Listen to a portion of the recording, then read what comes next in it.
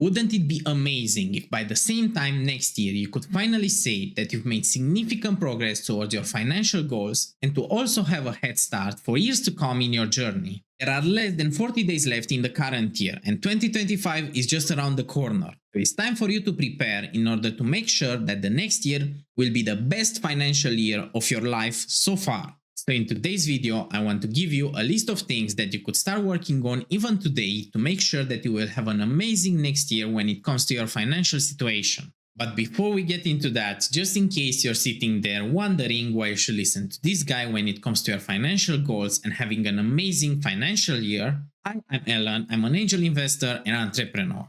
I'm currently 26 and I've been learning about personal finance for the past 10 years, ever since I was 16, in order to build a better future for myself.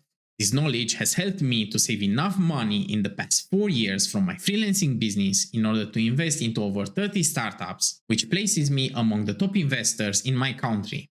This year has been especially important in my journey because at the end of the last one, I've managed to double my previous rate, which means that I've been able to take full advantage of this new income in order to accelerate the growth of my portfolio even more. Going forward in 2025, I want to continue on this growth trend and accelerate it even further using these exact steps that I'm going to talk about. And I want to share them with you so you can also get the same value and have an amazing year as well. So if you get any value from this video, leave a like, comment or subscribe for more content. The first 2 steps of this plan actually need to start before 2025. Because if you're going to go at full speed for the entire year, you can't cold start it.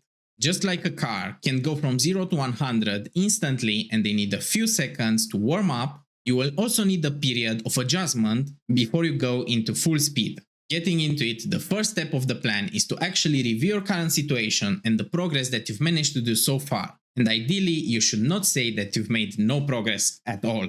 Most people will experience that imposter syndrome telling you that you haven't achieved anything, or even your anxiety telling you that you are not where you are supposed to be. But that's not entirely true. Even something as little as having an interest in your financial situation and learning how you can improve it is progress. And anything above that is even better but not necessary in order to have an amazing next year. I think a good way that you can get a picture of your financial situation is to have a budget with all of your income and expenses. Even if you don't have an income source at the moment, still create a budget only with your expenses so you can get a clearer picture of how much income you need in order to sustain yourself. First time that I created the budget, I didn't have a lot of expenses going on at that time. So I could save a huge portion of my income. I believe it was somewhere around 80%. But I also knew about lifestyle inflation, and I wanted to avoid my expenses going out of control. When you're creating this budget, I want you to follow 2 things. First of all, you need to calculate the percentage between your income and your expenses to find out how much you can save up each month. And the second thing is to group each expense into a category. For example, create a category called food where you can put all of your Uber Eats, groceries, eating out, coffee or any other miscellaneous food items. Make sure that each item on your expenses list has its own category and avoid using miscellaneous or the others category as much as possible, because any item is essentially used for something. Once you have these categories, put them in a donut chart so you can visualize how much of your expenses each category takes up and what is your biggest one. If you can't really cut down on expenses in the short term, then you should be looking more towards raising your income. And that's how a budget will help us determine what should be the focus in the next year. And that's going into the next step, which is having a plan. This step is more of a 2-parter because you need to have a plan, but you also need to see what steps you can do ahead of time in order to warm up your engine. The new year will come whether you're prepared or not, but it's always better to be prepared. So you need to have a plan in order to know what you need. Just like you need a blueprint for a house, in order to know what materials you need to acquire. In order to create a good plan going forward, you should know this quote saying that a dream written down with a deadline becomes a goal, and the goal broken down into steps becomes a plan. So you first need a goal, and that's why we had the previous step, which should help you determine where you should be focusing all of your attention towards, at least in the beginning. I'm saying in the beginning because I don't believe that you should only have one goal for the entire year. That's either too big or not ambitious enough. I think you should have 4 goals, one per quarter. I know some people say that you should have one goal per month, but I think that's a bit overkill because you either design the goals too easy so you can achieve them, or you might not be able to achieve all of them and you will get disappointed. I think that instead you should have milestones each month that help track your progress towards the bigger goal. And if you are behind in one of the months, you can catch up in the next one. When you're setting the goals, just keep in mind to design them in a way that you can measure the progress towards achieving them. A good 4-goal plan for 2025 is trying to reduce your expenses, learn everything that you need in order to apply for a new job, try to get a new job in order to increase your income, and then start investing using the new amount of money that you get each month. I've already created the plan that I'm going to follow in the next year, and it goes something like this. Increase my income or buy back my time, invest more in my education, accelerate my investments, and then create a new income source. So you have a plan and now you need to prepare for it. But what does that entail? Well, first of all, you might have to finish some stuff up. Maybe you can't just finish everything that you have to do at the moment in order to reduce your expenses. Another example could be that you're looking towards not eating out as much and trying to save money by cooking at home. But for that, you might have to learn to cook and you might need some additional tools. You might be looking towards cutting on subscriptions that you no longer need, but some of them might have notice periods, so you need to take action ahead of time if you want to no longer pay for them in the new year. You might be looking towards learning a new skill, and for that you need to do your research or even to find someone that can help you with that. All of those items can be done ahead of time, so you can be prepared to enter the new year at full speed. The next step, and arguably the most important one, is to actually start doing the work that is required.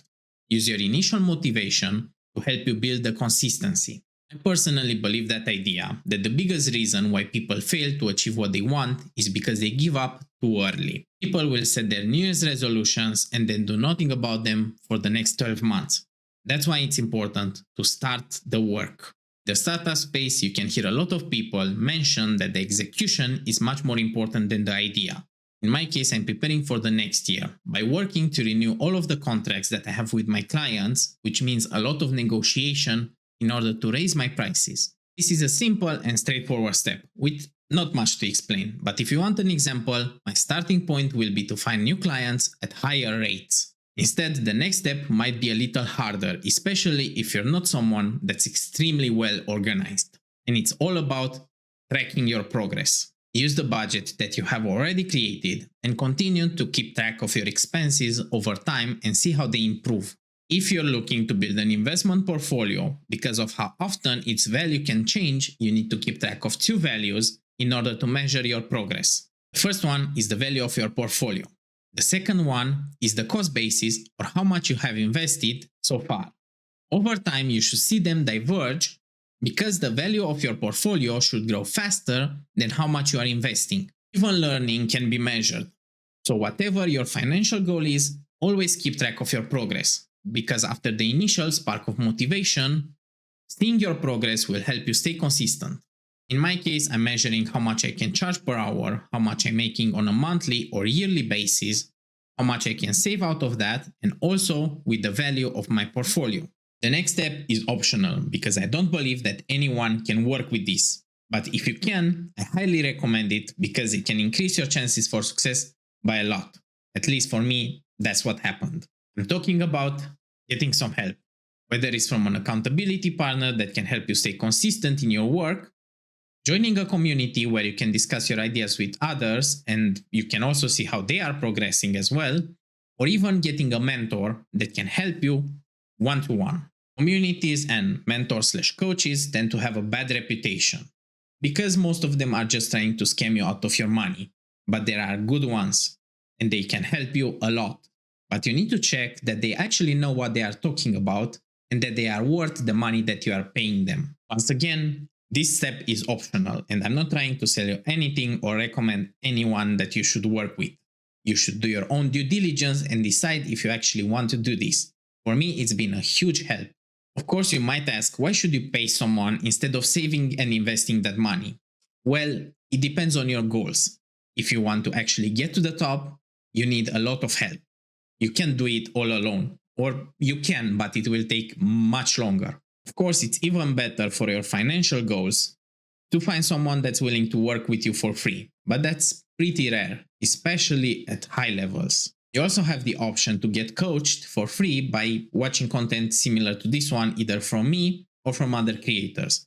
But it's not nearly the exact experience.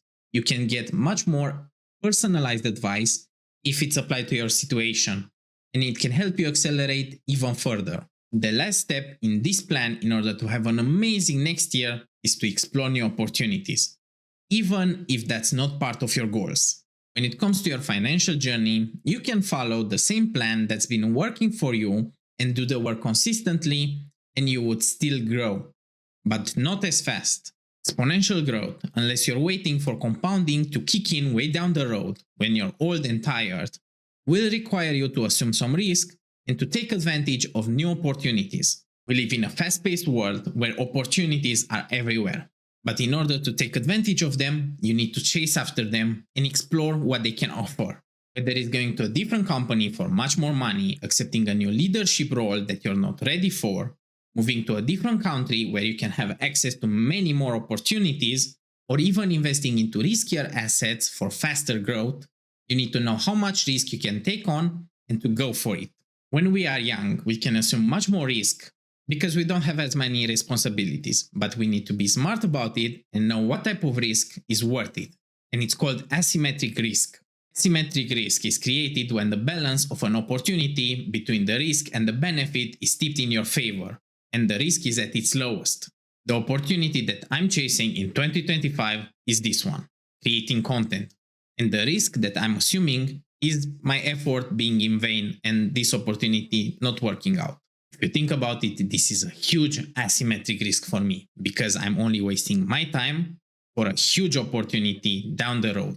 So to recap, the steps that you need to follow in order to have an amazing next year are to review your current situation and the progress you've made so far, to prepare ahead of time, to have a plan, to start working on it, to record your progress, to get some help, to explore new opportunities, and now there will be a bonus step.